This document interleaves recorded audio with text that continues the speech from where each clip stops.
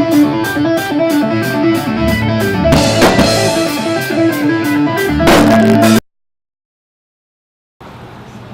what's up, brothers and sisters? This is JB from within Punk Zine. I'm sitting here with the one and only Chad. How's it going, man? Hey, how you guys doing? Good. So we're talking about a Vulture Wake, which is coming back from a little bit different from your last project, which was Drag the River. Yeah, oh yeah. Which had a little bit more country roots and everything like that. So how do you come from that project into this one, which is kind of like a super group almost? Yeah, well, I don't know if I'd call it a super group.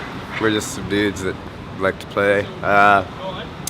But I don't know, you know, like this is all, like, I like a lot of different kinds of music, and fortunately, like I'm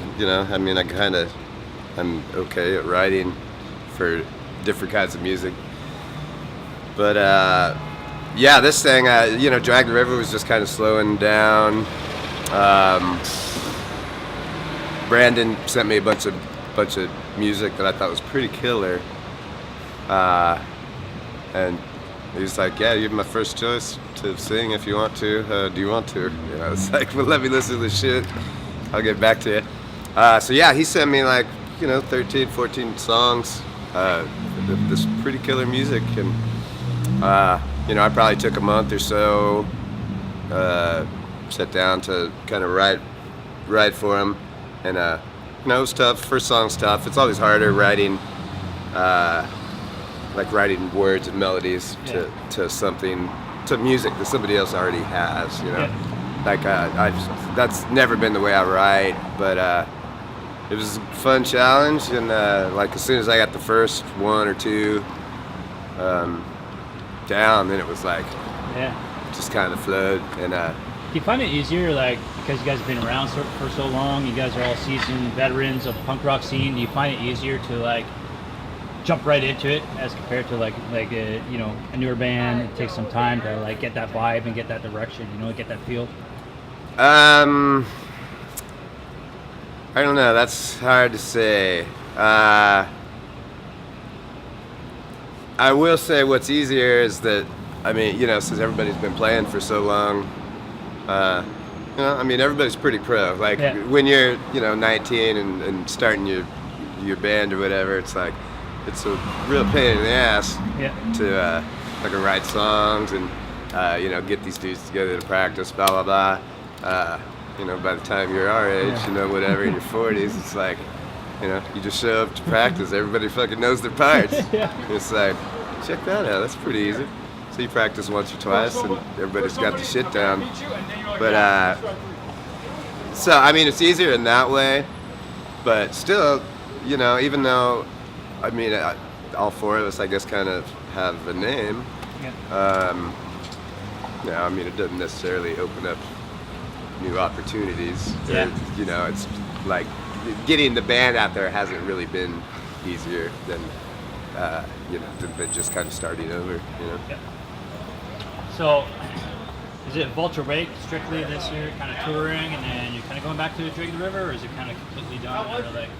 What's the scoop on that? Drag the River is, a couple years ago, I told John, I just kind of wanted a year off to kind of do some other shit, whatever. And the last year, pretty much has been off. Me and John have played a couple of shows, but and we'll probably play a few shows next year too. But this, Vulture Wake didn't really, we didn't play near as much this year as we wanted to. So next year we'll be continuing to get this thing out on the road, and it's still run into people really into all of our bands, and that still don't even know that this is a band, so it's shit. So we just need to get out and play, just start fucking playing as much as we can. So nice. And we'll do that until, as long as we have to. Yeah, and of course you got your solo project going on also, which is on One Week Records. Yeah. And I'll do probably a handful of that shit, touring for that next year too. So a Vulture Wake, funny story was I was cruising down the road the other day and going to work. I seen 4 fucking vultures having at it on a raccoon, and I was like, oh shit, man.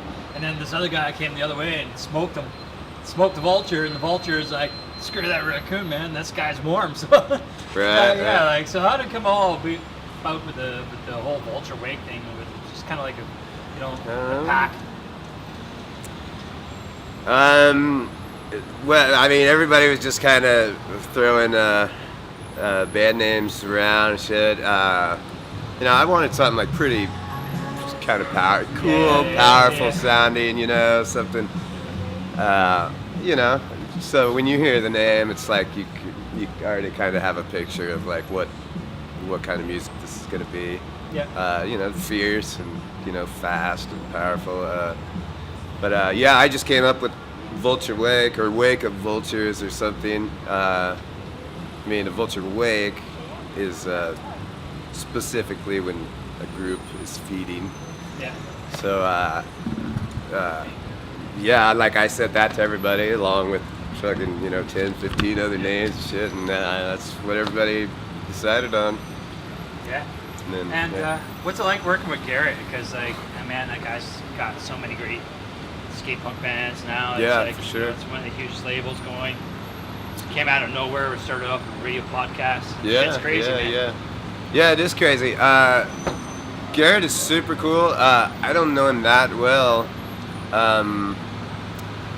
We played some shows in California a few months ago, and he had just moved to California from Florida. So that was the first time I met him, like after he already signed us. So he came to a couple shows. We partied with him. Super cool dude. He's got a good ear for bands and shit. Like, he knows what he likes, and he's got a lot of cool stuff. He seems to know what he's doing. He's doing good with us. But like I said, I don't really know him that well yet. And of course, you guys got the EP coming out in October. Yes, EP.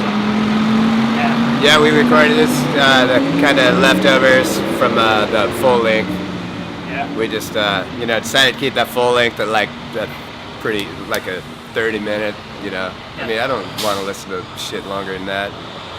Kind of like 7 inches back in the day. You used to throw out 7 inches more than you would like full LP, right? Yeah.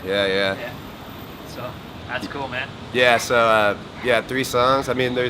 It's not like they're bogus songs that we had to keep off the record. Like, a couple of them, but should have been on the record. But Nice. now there's like a nice fucking EP coming out for people. Sweet.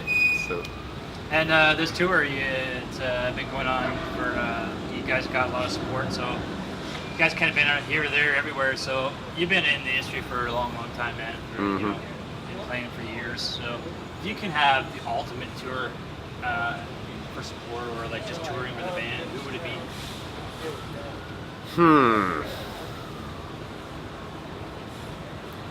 I'd like to go open for Slayer. Nice. That'd be great. Now with Jeff Hanneman, because like it's not the same. You did a Well, great job, but the Exodus thing. Yeah, Gary Hill. No, he's not Hanneman, but he's still fucking awesome. Yeah. Hanneman wrote a lot of the songs, of course, but the newest record I still think was fucking really good. Yeah. Like, I loved it. Like, it's better than some of the last handful of records. I guess we don't really need to get into a long conversation about Slayer, but opening up for Slayer, like on this final tour, that would have been pretty wild, I would imagine. But I love Propaganda. I want to tour with them. Shit like that. Yeah. I did notice on the direction that you guys got going on this album that it's really technical, and the breakdowns that you guys have, it's kind of got a lot of different scale work, so it's kind of come out a little bit different. So how's the EP? Is it the same direction? Same direction. There's probably like one of the songs is pretty out there. Yeah. But the other 2 are pretty straightforward rock songs. Fast. Pissed. Nice. But it's kind of more of the same. you know, except for one song that kind of doesn't sound like any of these songs. It's just totally on its own. It's pretty good. Every EP's got to have that. Every album's got to have that. Yeah, So, yeah. We always end with a famous quote or a famous book that inspired your life. Anything come to mind? I always catch people on. Yeah. Shit. No, not really. No? That inspired my life? Yeah. No, not really. No? No. I just kind of go along. Whatever. That's it, brothers and sisters. Chad Bryce.